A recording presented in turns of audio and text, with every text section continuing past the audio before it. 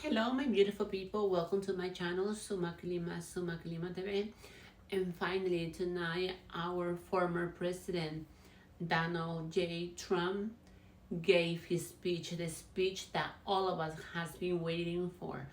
As we know, what happened last Saturday at 6:11 in the evening, that tragic late afternoon, that it could have been more tragic just for half of millimeters that could have gone into his brain, but it went into his ear. Once again, if Donald Trump would have not turned his face, that bullet would have gone right through his brain, and it would have really got him like our former president John F. Kennedy and his younger brother Bobby Kennedy, as we all know. But now I'm so glad that finally all his family was present in the Republican National Convention. Everyone, all his grandkids, all his kids, Ivanka, Eric, their wives, their husbands, everybody were there. His grandkids, he said that he has 10 grandchildren, which I'm really proud of him. I'm speaking this on behalf of Donald Trump because I did felt really bad after what happened on Saturday. As I mentioned to you guys, I don't wish no harm to nobody, not to the Democrats, not to the Republicans, to nobody. Nobody deserves to be shot the way how this kid, Thomas Matthew Crooks, of 20 years of age, did what he did that early evening. And it's so sad because of even though Donald Trump got hurt in his ear, another guy died. Corey, that's his name. Another person is in the hospital. The beautiful thing about tonight is show that they had the person that passed away. They had his uniform because he was a firefighter, and they had his uniform. I think he would say Copenhagen, something like that. And Trump went when he went to the podium, and while he was speaking his speech, he went and gave a kiss to the uniform of the family that had gave um, the Republican for the Republican National Convention tonight. So the uniform of that person that passed away was there, and Donald Trump went and gave the uniform a kiss and asked for a moment of silence. And also there was a lovely reverend that spoke very beautifully and prayed for all of us, not just for Donald Trump, for Joe Biden, and for our country, because we don't know what's happening to our country. Everything is turning into a mess. Everything is upside down. It's like, especially with this generation Z, not all of them, of course, but as we all know, all of these young killers that are killing in high schools and everything, they're really young. They're 18, 19, 20. It's like, what's going on? What's happening in the world? But getting back to the Republican National Convention tonight is the last night.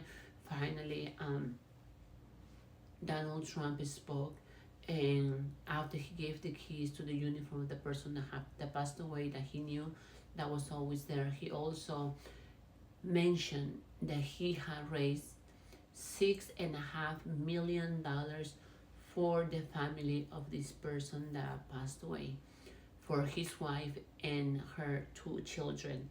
And also he pulled out of his pocket another $1 million that it was donated to the family of the person that passed away the horrible late afternoon, early evening in Butler, Pennsylvania. So it was really nice about what he did, the minute of silence, and also he spoke the reality. I am a legal resident. I came here back in 1991 as a legal resident. When my father came, when we were in Peru, they gave my father the visa, the permanent visa. He was able to bring whoever was under 21. I was like 14, 15. So Two of my sisters and I, we came together with him. To be honest to you, I didn't want to come here because of I was leaving my country and I had no other choice to come here.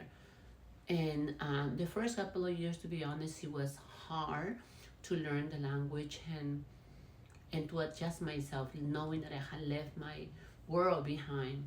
But after 2 years graduating from high school and starting college, and I started speaking English and learning to communicate, I realized that my father, for 2 years, I didn't want to talk to him. The first couple of years, I wanted to catch a fly and just go back to my country, but I couldn't because I was underage. But after I turned 18 and I graduated from high school from Boca Raton High School here in South Florida, I learned that I was in the right place, that my father did the right thing, and this is the country of the American dream, and I did make my American dream. And as a legal immigrant, becoming me and my whole entire family American citizens, I have 12, I have 13 brothers and sisters, and they all became American citizens, and we're proud to be called Americans, Peruvian Americans. And I'm glad that he mentioned the fact that all of these illegal immigrants are coming through the border with something that when he was in the presidency didn't happen as much. It was very little. But after our president, as we're speaking right now, the it skyrocketed. So we have illegal immigrants coming in from Africa, from China, from the Middle East, also from South America. That's what he mentioned.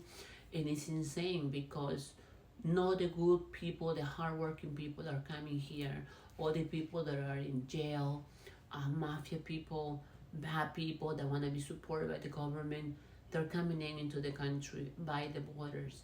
And as a legal immigrant, I'm not gonna say that I'm against that, but as I spoke to my husband, and my husband is American but with Mexican parents, we even talked that if you're gonna come to this country, you have to come here legally with papers, ready to work like everybody else, and not to expect to live off the government like most of these legal immigrants in New York City, spending the night in most of these beautiful top of the line 5-star hotels because they cannot sleep in the streets.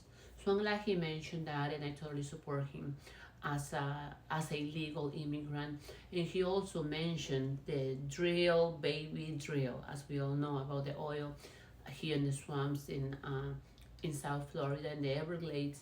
And then he did mention that he's gonna close the borders completely so nobody can come in, as we all already know. People need to come in here legally. As long as they come legally, they're fine. They're welcome to come into this country because the invasion of all of these people from all over the world, they're coming in. There are people that the governments are getting rid of because they're just crooks, thief, and the scam of the scam, as sad as it sounds. And well, of course, look in New York, they're robbing their people in motors. I have a couple of sisters that live in New York, and they say that you can even walk around because they're pickpocketing their on motorcycles, stealing. Like if it wasn't a third world country happening in New York City, and it's just insane that we are living those kind of days. And I want everybody to work. I want everybody to bring bread to their home, but you have to do it the right way.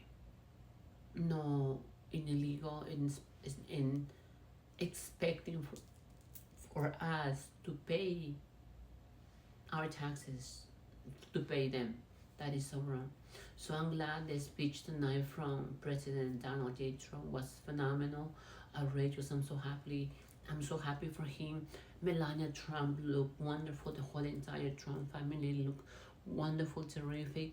And I'm glad that he's safe. And he did talk that he was safe from God because it was half of millimeter that could have killed him. But he was thankful that he was alive, that God saved him.